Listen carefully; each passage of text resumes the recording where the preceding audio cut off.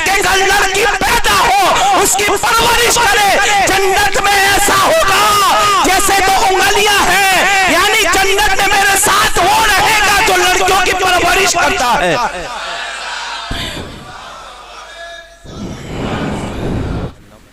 وہ جو نہ تھے تو کچھ نہ تھا، وہ جو نہ ہو تو کچھ نہ ہو، جان ہے وہ جہان کی، جان ہے تو جہان ہے۔ عزیزان محترم، 11ویں شریک کے مہینے میں ہم نے سرکار غوث پاک رضی اللہ تعالی عنہ کے حوالے سے آپ کی شان و عظمت، آپ کی کرامتوں اور آپ کے مقام کے حوالے سے ذکر فرمایا۔ 2 جمعہ میں، آج کی جمعۃ المبارکہ میں سرکار صلی اللہ علیہ وسلم کے آنے کا مقصد اور کچھ اہم گفتگو آپ کے سامنے پیش کریں گے آج کے حالات کو دیکھتے ہوئے کہ اس ٹاپک پہ گفتگو ہونی چاہیے۔ جوانوں اکثر ہماری مسجد میں رہتے ہیں، جگہ جہاں خالی ہے اس کو اچھے سے پور کر لے، تھوڑا سمٹ کے بیٹھے، جو کہ ہمارا جماعت خانہ چھوٹا ہے، لوگوں کو تکلیف ہوتی ہے، جگہ بنا دے لوگ ایک دوسرے کے لیے، پھر بعد میں آپ اوپر چلے جائیے گا، آگے پیچھے بیٹھیں گے تو بھی وعدہ نہیں۔ سرکار صلی اللہ علیہ وسلم کا ہم نے میلاد منایا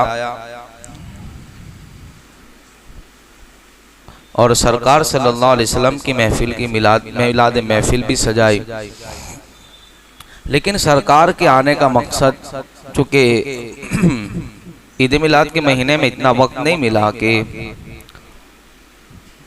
اس ٹاپک پہ گفتگو ہو، تو انشاءاللہ اس کے حوالے سے آج گفتگو کرتے ہیں۔ سرکار صلی اللہ علیہ وسلم اور حضرت عیسیٰ علیہ السلام کے درمیان 550 سال کا فاصلہ ہے، اس دوران کوئی نبی تشریف نہیں لائے۔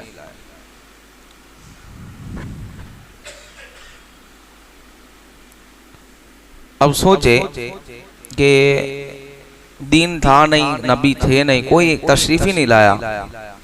اگر کوئی مسجد کا امام اچھی خدمت کرے اور وہ چلا جائے تو ماحول پہ اثر پڑتا ہے، یہ آپ سب جانتے ہیں۔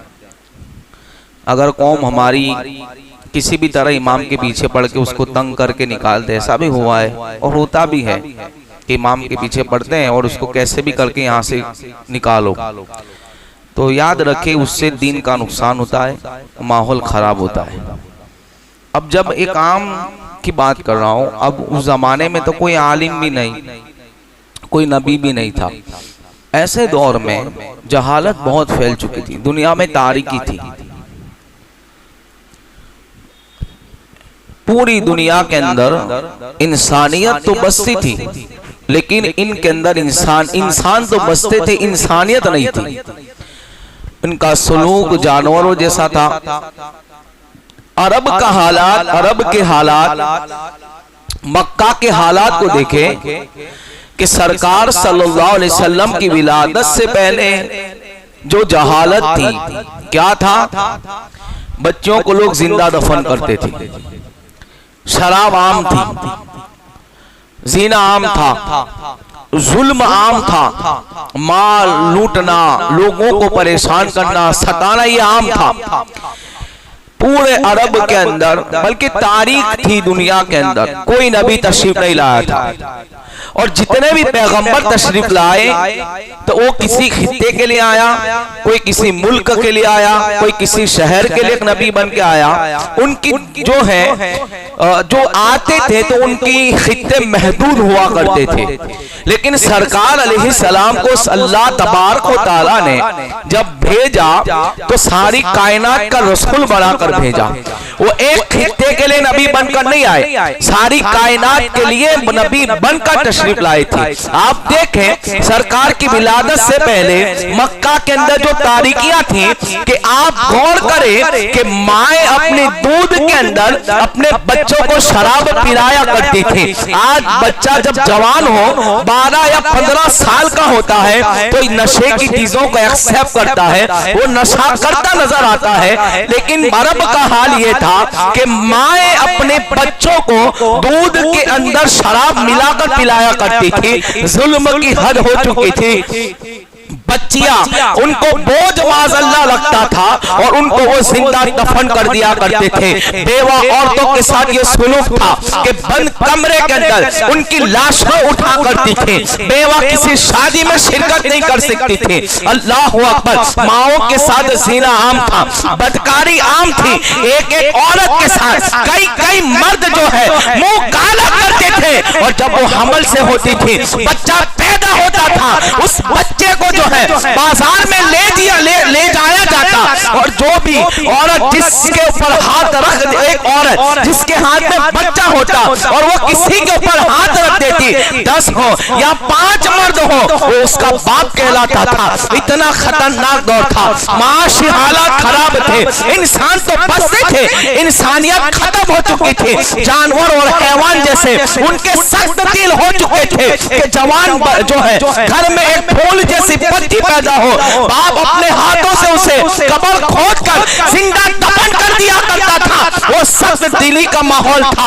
اتنے خطرناک ماحول میں جب انسان جو ہے, اللہ اکبر, جب کوئی ماحول بہت خراب ہو جائے, بہت بڑی چیز ہو, تو اس کو سنبھالنے کے لیے بھی اللہ بہت بڑے کا انتخاب کرتا ہے. جب معاشی حالات اور جو ہے معاشرہ ختم ہو جائے اور جو ہے بدکاریاں پھیل جاتی ہے, اللہ کسی بڑے کا انتخاب کرتا ہے. ہندوستان کی سرزمین کے اوپر بہت سے لوگوں نے دل پھیلایا, لیکن سخت دلوں کے لیے اللہ نے اسلام اور دین کے غلبے کے لیے غریب نواز کو بھیج کر 90 لاکھ کو ایمان عطا فرمایا. اسی طرح دنیا تاریکی میں ڈوب چکی تھی, اس تاریکی سے نکالنے کے لیے اللہ نے اپنے محبوب کا انتخاب فرمایا اور سید الانبیاء کو عرب کی سرزمین پر جلوہ کر فرمایا اور تاریکیوں کو دور کیا. آپ دیکھیں کتنی برائیاں موجود تھی. میرا آج کا مقصد یہ نہیں ہے کہ سرکار علیہ السلام کی ولادت, اس لئے کہ اس عنوان پر تو گفتگو ہو چکی ہے. حقیقت مجھے یہ بتانا ہے کہ سرکار کی ولادت سے پہلے بچوں کو دفن کر دیا جاتا تھا, اور آج حالات یہ ہے کہ آج جو ہم دیکھیں تو آج امت مسلمہ اس پرانی روش کے اوپر اتر آئی ہے کہ پہلے جو ہے حضور کی ولادت سے پہلے بچوں کو سانس لینے کا موقع دیا جاتا تھا, لیکن آج کا مسلمان یہ حال ہے کہ الٹرا ساؤنڈ کے ذریعے,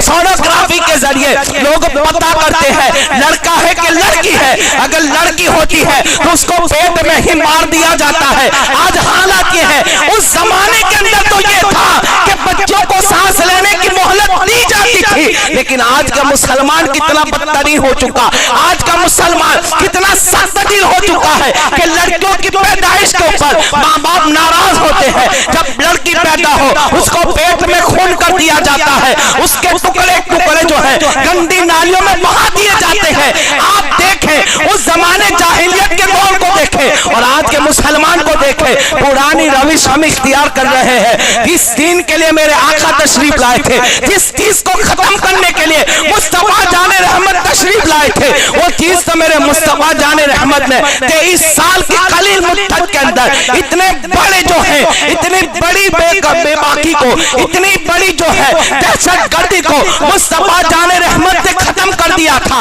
لیکن آج کلمہ پڑھنے والا, آج مومن کہلانے والا, آج اسلام کا لیبل لگانے والا, بچی کی پیدائش پہ غم منانے والوں, میرے مصطفیٰ جان رحمت فرماتے ہیں جس کے گھر لڑکی پیدا ہو اس کی پرورش کرے, جنت میں ایسا ہوگا جیسے دو انگلیاں ہیں, یعنی جنت میں میرے ساتھ وہ رہے گا جو لڑکیوں کی پرورش کرتا ہے.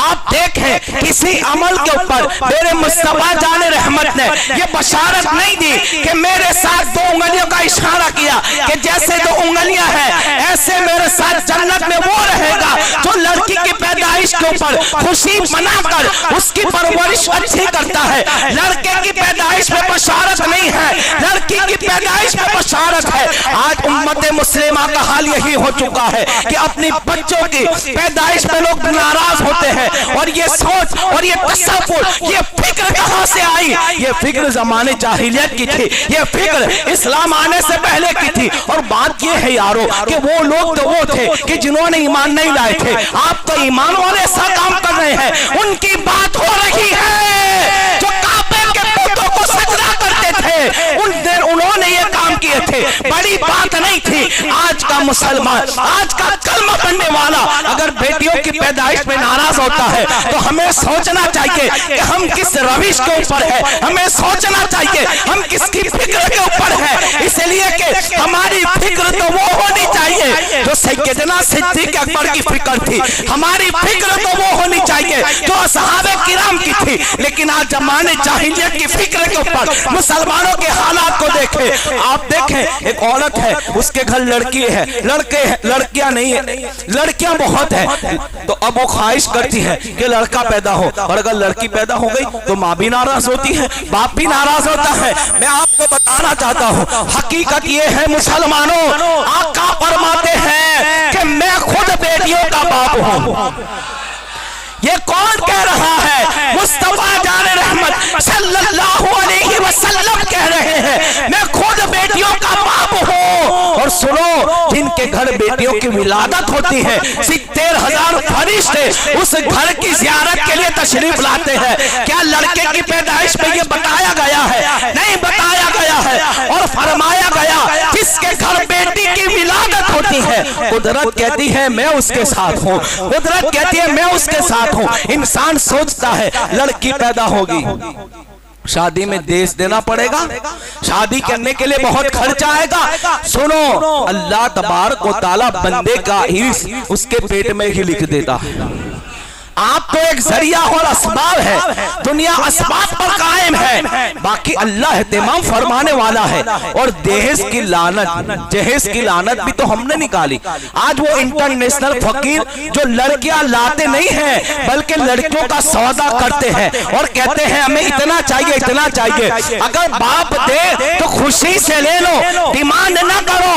آقا فرماتے ہیں کہ جس شخص نے دولت دیکھ کر لڑکی سے شادی کی اللہ اس کو غریب کر دیتا ہے، اس کو فقیر میں مبتلا کر دیتا ہے۔ اور آج ہمارا بھی حال یہ ہے کہ مالدار کی لڑکی ہو تو لالچ بڑھتی ہے کہ شادی کر لے۔ سرکار نے مالداری کو فوقیت نہیں دی، سب سے پہلے دینداری کو فوقیت دی ہے۔ یہ میرا موضوع نہیں ہے، کبھی نکاح کے موقع پر اس کو ہم گفتگو کریں گے۔ پیارے دوستوں، میری آواز کسی تک پہنچے یا نہ پہنچے، کسی کے دل پر اثر کرے یا نہ کرے، میں کوشش کر کے اپنے حصے کا فرض ادا کرتا رہوں گا۔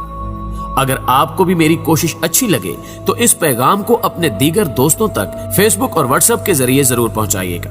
نیز چینل پر نئے آنے والے دوستوں سے گزارش ہے کہ اگر انہوں نے ابھی تک ہمارے چینل کو سبسکرائب نہیں کیا تو اسے سبسکرائب کرتے ہوئے ساتھ موجود گھنٹی کے بٹن کو بھی دبا دیں تاکہ ہر نئی آنے والی ویڈیو کی نوٹیفیکیشن باقاعدگی کے ساتھ آپ تک پہنچتی رہے۔